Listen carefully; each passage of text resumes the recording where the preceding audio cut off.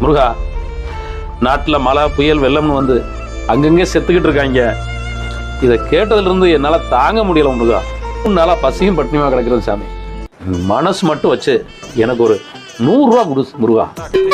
அண்ணா சாலையில மணக்க மணக்க ஒரு லெக் பீஸோட ஒரு பிரியாணி சாப்பிட்டு மலையாண்டியோட அடிவாரத்துல ஒரு தூக்கத்தை போட்டு எந்திரிக்கிறேன் சாமி. ஆஹா, ஒரு மனுஷன் திருடல, யாரையும் ஏமாத்தல, முறையா முருகன்ட்ட கேட்கிறாரியா. நல்ல பிச்சைக்காரனா இருப்பான் போல இருக்கு. சரி, நம்ம கொடுப்போம்.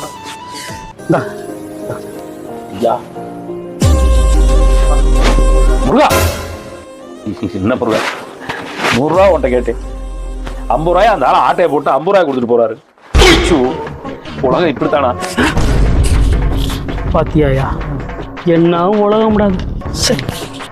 என் புத்திய